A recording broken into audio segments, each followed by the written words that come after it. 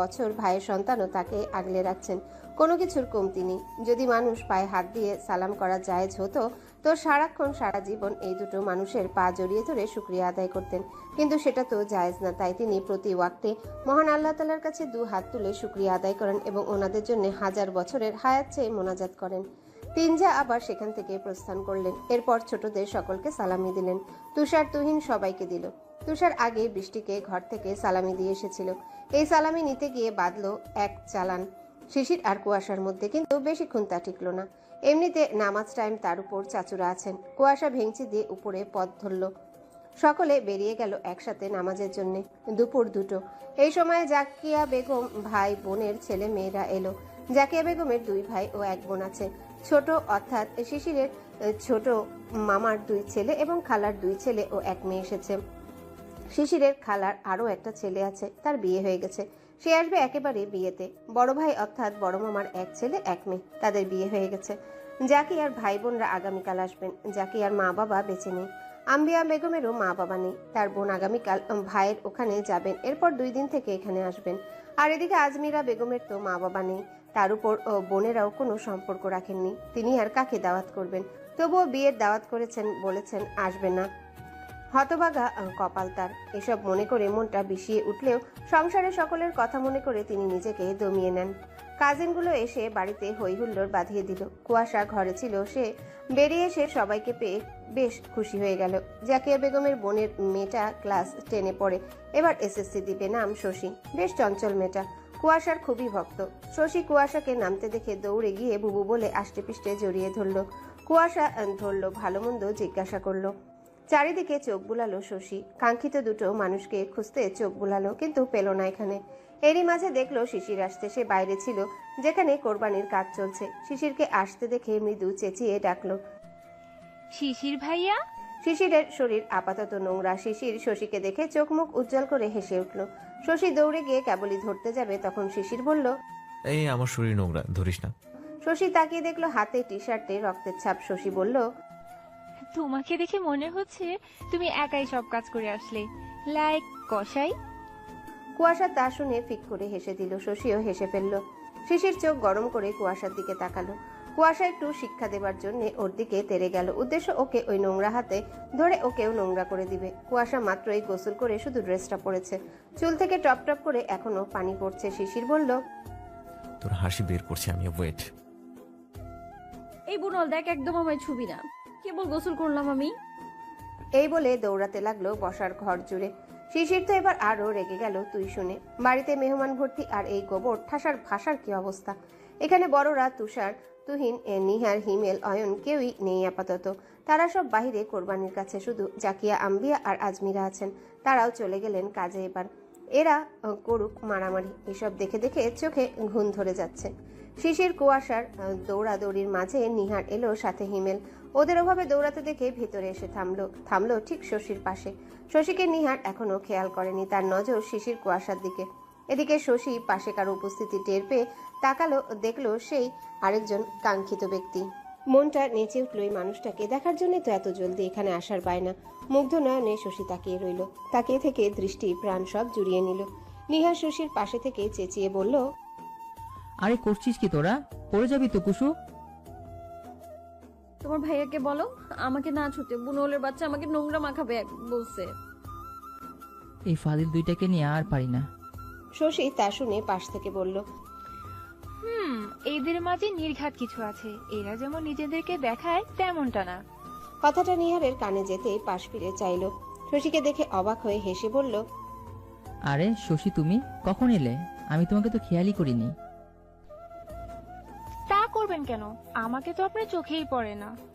এইটুকু বিড়বিড় করে বলে হেসে নিহারকে বলল, এই তো কিছুক্ষণ আগে এসে এদের একে অপরের অলিম্পিক ম্যাচ দেখছি। নিহার হেসে ফেলল, তারপর বলল, তুমি ওই কথা বললে? কোন কথা? ওই যে এদের মাঝে কিছু একটা আছে, এরা যেমন নিজেদের দেখায় তেমন না। আরে হ্যাঁ, আমার কেন জানি এমনটাই মনে হয়।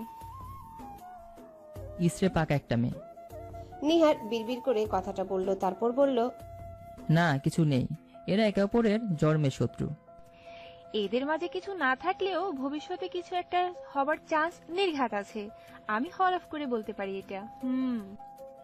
সাদ্দাম আর বুশের যুদ্ধ আর একবার হবার চান্স থাকলেও এদের মাঝে কিছু হবার চান্স জন্ম সম্ভব না। বলা শেষ করে শশীকে বলল, দাঁড়িয়ে আছো কেন, এদিকে এসো। বলেই চলে গেল নিহার শিশির কুয়াশাকে থামাতে। নিহার যেতেই শশী বিড়বিড় করে বলল, কিন্তু আপনার আর আমার মাঝে কিছু হলেও হতে পারে নিহার ভাই, এবং হওয়ার চান্সটা আমি নিজেই বানিয়ে নেব। সেটা হলে তো আর দোষের কিছু হবে না। এই শশী 2 বছর আগে খালার বাড়ি গরমের ছুটিতে বেড়াতে এসেছিল। আর সেই 2 বছর আগে এসে নিহারকে দেখে নিহারের উপর ক্রাশ খেয়ে ঠাস করে পড়েছিল। বিকাল 5:30। সকল কাজিনরা ঘুরতে যাবার প্ল্যান করেছিল। সেই অনুযায়ী সকলে এখন তৈরি হয়েছে, উদ্দেশ্য ঘুরতে যাবে। ইয়াসমিনকে আজ আর আসতে দেয়নি। ইয়াসমিন নিজেও আসেনি, ঈশা এসেছে। এদের সাথে ঘুরতে যাবে। তুহিন বলেছে সে যাবে না, তুষারও যাবে না, সে ক্লান্ত এখন। বৃষ্টিকে সকলের সাথে যেতে বলেছে। সকলে দুপুরের খাওয়া দাওয়া করে বিকেল অবধি জিরিয়ে নিয়ে এখন বের হবে। কুয়াশা তৈরি হয়ে নিচে আসলো। তাকে দেখে অয়ন থমকে গেল। মেয়েটার চেহারা অনেক মায়াবী, গোলগাল, বাটি জোড়া, ফোলা ফোলা গালের মুখটা অতি মায়াবী। শরীরের গড়ন একহারা, লম্বা অনেকটা। কুয়াশা 5 ফিট 5 পার হয়ে যাবে। আজ সে পড়েছে হালকা আকাশি রঙের পাকিস্তানি বারিশ লং 3 পিস। হালকা মেকআপ, সাথে পাথরের বড় দুল, চুলগুলো ছেড়ে দেওয়া। অয়ন দেখতে দেখতে ঘোর লাগা কণ্ঠে বিড়বিড় করে বলল, ঠিক যেন আরেকটু আকাশ খাস জমির মাটিতে পড়েছে। কথাটা পাশে দাঁড়িয়ে থাকা শিশির শুনে নিয়েছে। সে ফোন থেকে মুখ তুলে ভ্রু কুঁচকে অয়নের দিকে তাকালো। দেখলো কি জানি এক দৃষ্টিতে দেখছে। অয়নের নজর লক্ষ্য করে সেদিকে তাকালো শিশির। দেখলো কুয়াশা শশীর সাথে কথা বলছে। মেজাজটাই গরম হয়ে গেল। জ্বলে উঠলো কেন জানি ভিতরে সব। এই আবালটা কুয়াশাকে দেখে এমন মন্তব্য করলো। কথাগুলো মনে মনে ভেবে নিয়ে শিশির আপন মনে বিড়বিড়ালো, এই আবুলটার মন্তব্য আবুলটার মতোই জঘন্য। রাত 12টার কাটা ছুঁই ছুঁই। ঈদ মানে খুশি, ঈদ মানে আনন্দ। ঈদের দিন যেমন উৎসব মুখর হয়, তেমন ঈদের রাত হয় উৎসব মুখর। তেমনই উৎসব মুখর পরিবেশ আজ রাত। চারিদিকে গান বাজনা, হই হুল্লো, রাস্তাঘাটে মানুষ ভর্তি। চারিদিকে তেল মশলা, খাবারের সুগন্ধে মম করছে।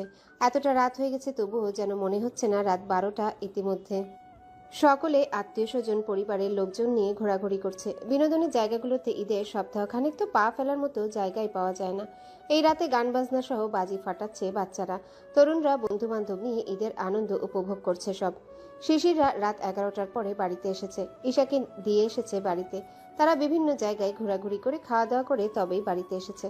বাড়িতে এসে কেউ আর খাবার খায়নি। এত সময় ঘোরাঘুরি, আড্ডা, এনজয় করে কারো বোধহয় মন ভরেনি। বাইরে থেকে এসে সকলে আবারও প্ল্যান করেছে আজকে রাত ছাদে গল্প করে কাটাবে। কেউ অমত করেনি। আনন্দ করাই যায়, এমন উৎসব মুখর পরিবেশ আসেই বছরে 2 বার। তার মাঝে সবসময় তো আর কারো সাথে দেখা সাক্ষাৎ বা কাছে পাওয়া হয় না। এবার যখন সকলে একসাথে হয়েছে তবে একটু আনন্দ করাই যাক, ক্ষতি কি তাতে। ঘুরতে গিয়ে ঘোরাঘুরি বিনোদনের সাথে সকলে শিশির কুয়াশার ঝগড়ার বিনোদনও নিতে ভুলেনি।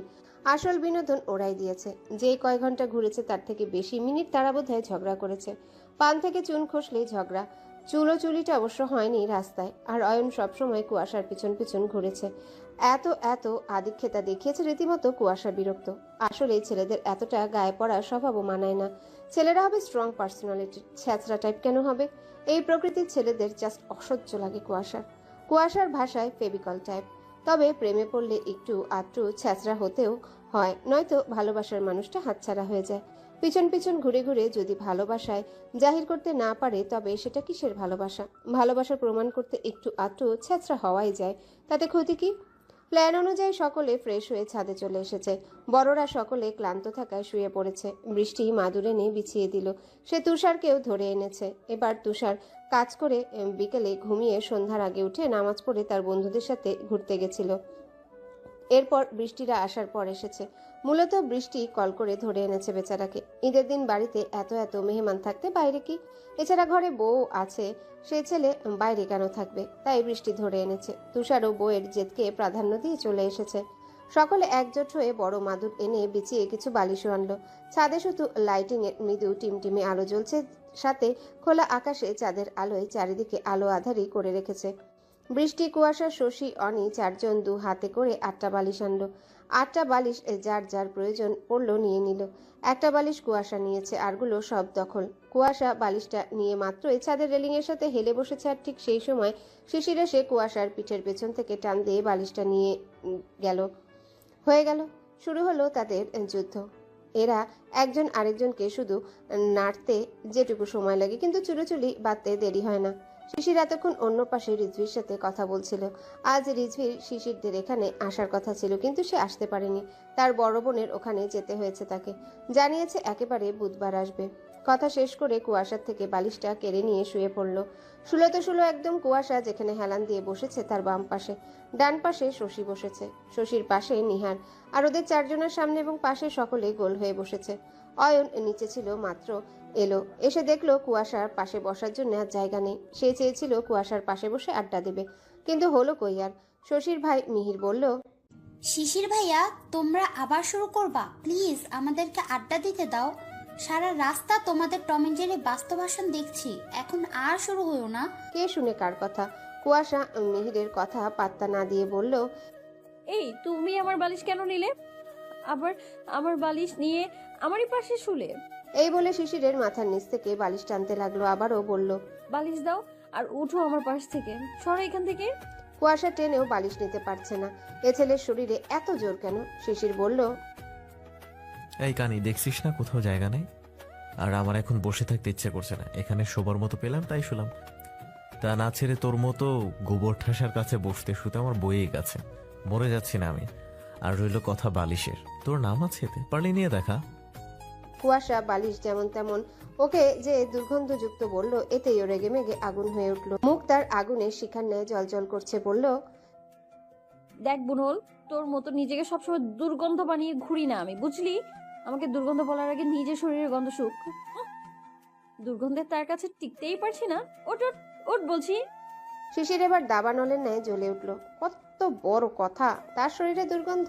তার শরীরের সুগন্ধের মুহূর্তে আফিমের ন্যায় মেয়েরা মাতাল হয়, আর এই গোবর ঠাসা সেটাকে গন্ধ বানিয়ে দিল। এক লাফে উঠে এক থাবায় কুয়াশার বাহু ধরে নিচে ফেলে দিল, অর্থাৎ ছাদের ফ্লোরে। নিচে ফেলে শিশির কুয়াশার উপর ঝুঁকে গেল। অনেকটাই কাছে ঝুঁকেছে, কিঞ্চিত পরিমাণ ফাঁকা আছে। কুয়াশার এক বাহু হাত দিয়ে ধরা, আরেক হাত কুয়াশার গলা চেপে ধরলো। খুব একটা জোরে ধরেনি, আলতোই ধরেছে। কুয়াশার মুখের উপর মুখ নিয়ে ফিসফিসিয়ে বলল, গোবর ঠাসা, এই শরীরের গন্ধে মেয়েরা পাগল হয়, মাতাল হয়। লাগে আমি আফিম, তোর কাছে তা দুর্গন্ধ মনে হয়? বাইরের মেয়েদের পাশ দিয়ে গেলে আমার চোখের ইশারাও লাগবে না, জাস্ট পাশ দিয়ে যাব আমি, তাতেই এনাফ।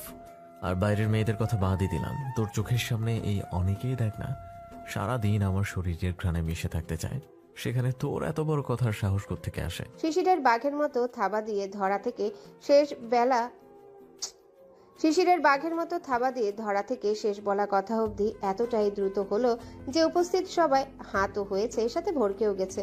ফিসফিস করে বলা কথাগুলো অবশ্য কারো কান অবধি পৌঁছায়নি। কিছুক্ষণের মাঝেই সকলে কথা বলার হিতাহিত জ্ঞান হারিয়ে ফেলেছে। আর কুয়াশা, সে তো কথা বলতেই ভুলে গেছে। সে এখনো ডোজটা গিলতে পারেনি। এদিকে শিশির নিজেও হিতাহিত জ্ঞান হারিয়ে ফেলেছে যে ও কি করছে। রাগে ওর শরীর রিডি করছে। তার ব্যক্তিত্বে লেগেছে কুয়াশার কথাটা। নিজের অহংয়ে এসে হানা দিয়েছে কুয়াশার ব্যঙ্গ করাটা। শিশির কুয়াশাকে এমনভাবে নিচে ফেলেছে যে পাশে থেকে শুধু শশীরই চোখে পড়ল। ওদের শারীরিক দূরত্বটা বাদবাকি কেউই সেটা ঠাওর করতে পারেনি, কারণ আড়াল করা। কিন্তু ও যে কুয়াশাকে বাঘের ন্যায় থাবা দিয়ে নিচে ফেলেছে এটা সবাই দেখেছে। ওই সময়টুকুর মাঝে শিশির আবারও ফিসফিস করে বলল, এখন বল, দুর্গন্ধ পাচ্ছিস আমার শরীর থেকে নাকি অন্য কিছু পাচ্ছিস? কুয়াশার এবার জ্ঞান এলো। সে আকস্মিক থাবাটা এখন হজম করলো। পিঠে লেগেছে মেয়েটার, যেভাবে ফেললো লাগারই তো কথা। তুষার এবার রাং ধমক দিয়ে শিশিরকে ধমকে উঠলো। পিছন থেকে বলল, শিশির, কি হচ্ছে কি? এ কোন ধরনের অসভ্যতা মেয়ে? ছাড় ওকে, লাগছে ওর, ওভাবে ধরে ফেললি কেন? যদি মাথা ফেটে যেত?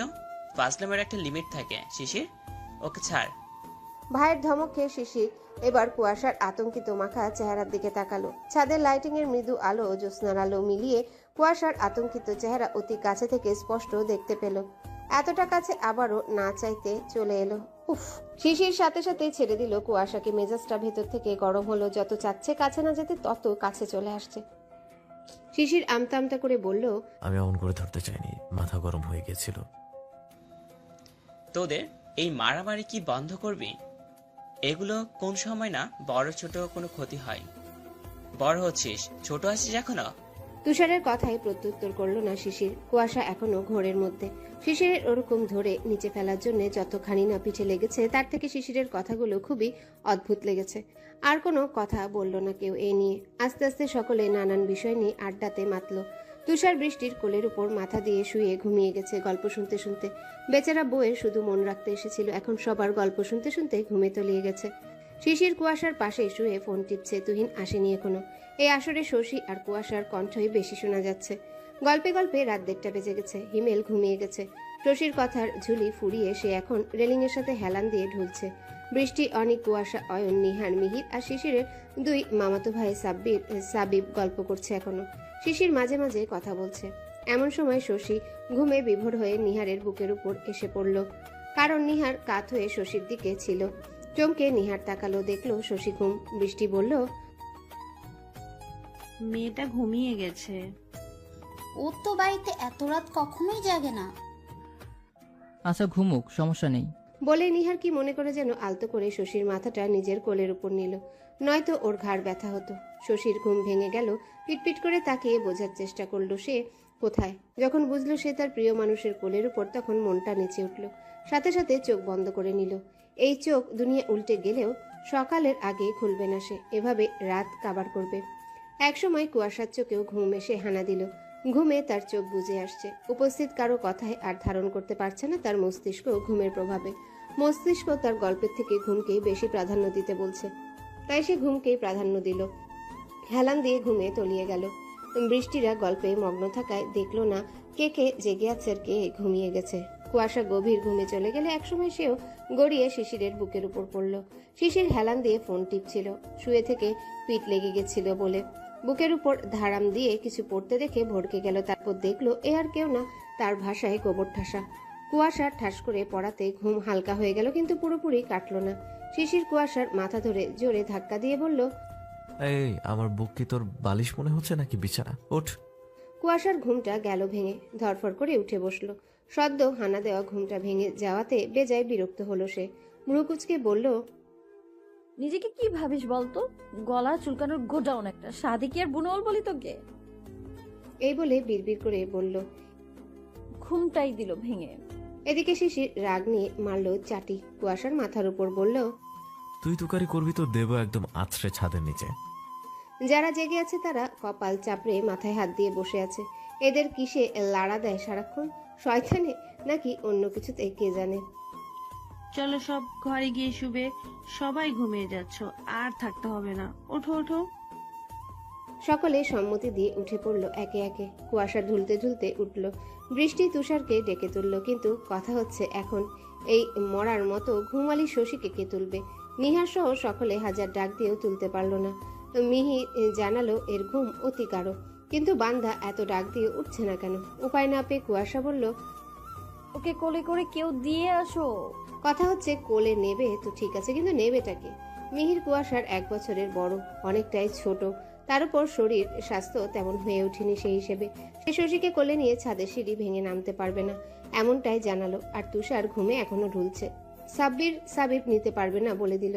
আর অয়নের সাথে তো অনেক দূরের সম্পর্ক। শিশির বলল, আমি নিচ্ছি দে। তা শুনে নিহার বলল, থাক, তোকে নিতে হবে না, আমি নিয়ে যাচ্ছি। কুয়াশা তোর ঘরেই থাকবে না? হ্যাঁ, আমার ঘরে দিয়ে এসো।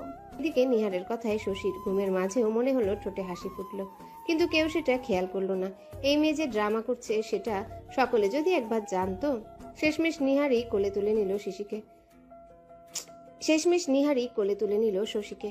কোলে নিতেই শশী আষ্টে পৃষ্ঠে নিহারের গলা জড়িয়ে ধরল। নিহার গেল ভরকে। শশীর দিকে তাকালো, দেখলো চোখ বন্ধ, কিন্তু এমন ভাবে ধরলো তার মাথায় একটা কথাই এলো। এই কি আদৌ ঘুমে? সকাল 8টা বেজে মিনিটের কাটা গিয়ে একের ঘরে ঠেকেছে। মালিথা ভিলার সদস্য সহ মেহমানরা নাস্তা করছে। নাস্তায় আছে চালগুড়া আটার রুটি এবং গরুর মাংস ভুনা, সাথে ভুড়ি ভুনা, যেটা কুয়াশা শিশিরের দুজনের অতি প্রিয়। এত মানুষের একসাথে খাওয়া হবে না বলে আগে জাকির মালিথা, জাহিদ মালিথা সহ তুষার, তুহিন, অয়ন, সাবির খেয়ে উঠে গেছে। নিহার, শিশির একটু আগে উঠেছে। আর কুয়াশার একসাথে খাবে বলে বসেছিল। এখন কুয়াশাদের সাথে শিশির নিহারও বসেছে। ভাগ্যক্রমে আজ খাবার টেবিলে কুয়াশার পাশে চেয়ারে বসতে হয়েছে শিশিরের। এরা কখনো একসাথে পাশাপাশি খেতে বসে না। এটা বাড়ির লোকই বসতে দেয় না, কারণ তাদের কথা অন্তত খাবার সময় শান্তিতে খেতে দেবে এবং তারাও যেন শান্তিতে খায়। খেতে খেতে ভুড়ি ভুনার বাটিতে সবার নেওয়ার পর অবশিষ্ট যা ছিল কুয়াশা আজ ঢেলে নিয়েছে। এটা সেদিনের প্রতিশোধ। সেদিন শিশির এমনটা করেছিল, তাই সেও করলো। শিশির পাশ থেকে ভ্রু কুচকে তাকালো, বিড়বিড় করে বলল, রাক্ষসী একটা। এই এত গেলে তো যায় কোথায় সব? শরীর দেখে তো মনে হবে না এত গেলে সে। কুয়াশা কি শুনলো কথাগুলো? বোধহয় সম্পূর্ণ কথা তার কান অব্দি আসেনি, শুধু কানে এসেছে রাক্ষস। কুয়াশা চেতে উঠল, বলল, এই তুমি রাক্ষস কাকে বললে? বিরক্ত হলো শিশির। শুধু শিশির না, উপস্থিত সকলেই হলো। বয়রা, এই তুই শুনেছিস যখন তখন সঠিকভাবে শুনতে পারলি না? তোকে আমি রাক্ষস নাকি রাক্ষসী বলছি? আজমিরা চোখ গরম করে ধমক দিলেন। কুয়াশা, থাপ্পড় খেতে না চাইলে মুখ বুজে খা।